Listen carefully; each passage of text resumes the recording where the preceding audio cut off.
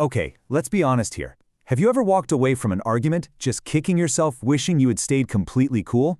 We've all been there, so let's jump right into this explainer. Today, we're stripping away all the abstract, fluffy theory and building a really concrete toolkit of habits.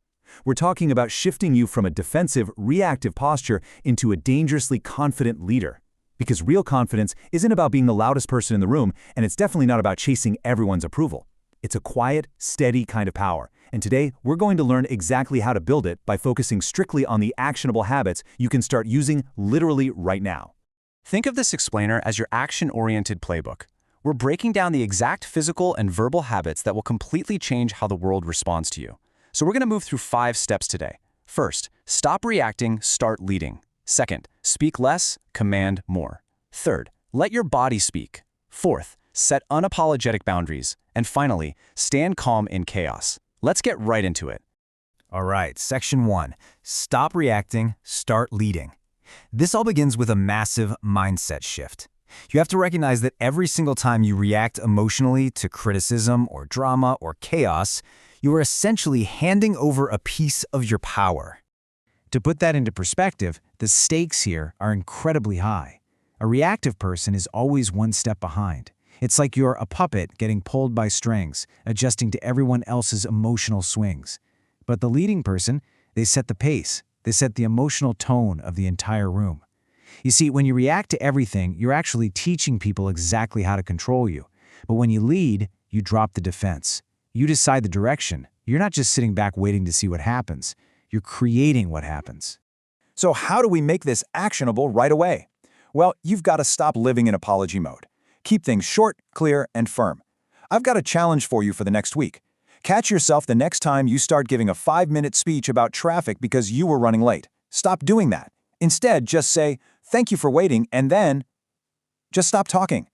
Seriously, every time you over-explain yourself unnecessarily, you're sending this silent message that you need approval to feel okay. Cut the excuses.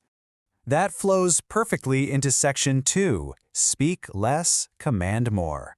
Let's look at how this shift translates to how you use your voice. Because if you really pay attention, the most powerful people in any room are usually the quietest ones. They aren't rushing to fill every single awkward silence with endless chatter. There's an old saying that hits the nail on the head. Silence is not empty, it's full of power.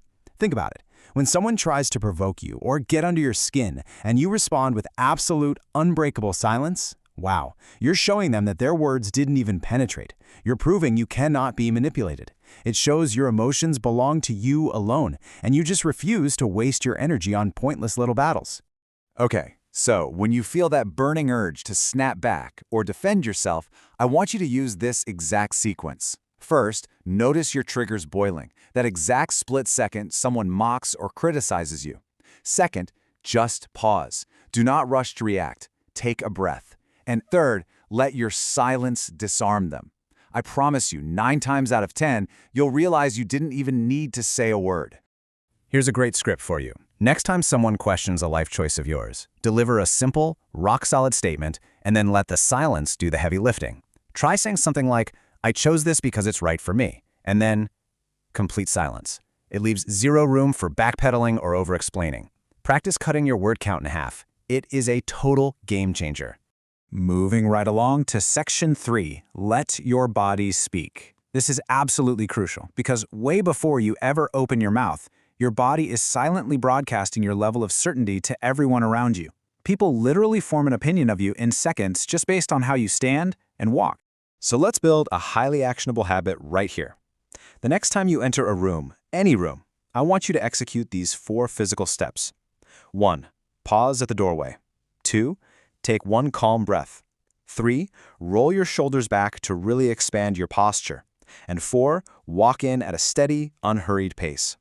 This projects quiet certainty without a single ounce of arrogance. Remember, your body actually trains your mind. Move with purpose, and your brain gets the memo that you are strong and steady. And here's another fantastic, super simple physical habit. Hold eye contact for just 1 second longer than you normally would. Most people dart their eyes away so quickly because of insecurity. But holding a calm, steady gaze, that communicates that you are entirely comfortable being seen. It's this tiny little adjustment, but it broadcasts massive confidence simply because it proves you aren't intimidated. All right, Section 4. Set unapologetic boundaries. Now, what's really fascinating here is that true confidence is actually measured by how fiercely you protect your time and energy in private. Because let's face it, if you don't set limits, the world is going to gladly run right over you. Truly confident people do not hand out long, rambling lists of excuses. They don't over-explain their limits just to soften the blow for someone else. They deeply understand that the word no is a complete sentence. Saying no doesn't make you a selfish person. It just proves you actually respect yourself enough to protect your peace. So ask yourself right now, where do you need to draw a line today? Actually think about the resentment you might be feeling right now in your life. That tension, that's a direct signal flashing bright red that you need to set a boundary. Maybe it's a coworker who keeps dumping work on you, or a friend who constantly oversteps. Resentment builds up when you say yes just to avoid a little conflict. And every time you do that, a piece of your confidence weakens. I want you to equip yourself with these short, completely unapologetic scripts. Use them to hold your ground without any guilt. Things like, that doesn't work for me, or I'm not available, or even just, I've decided not to do that. Say them calmly, no anger, no apologies. The people who genuinely respect you, they will honor those boundaries for sure. And finally, we arrive at Section 5, stand calm in chaos. Your real leadership, your true confidence, is tested when the room gets loud, when people start to panic, and when everything just feels totally uncertain. I mean, anyone can look composed when life is a breeze, right?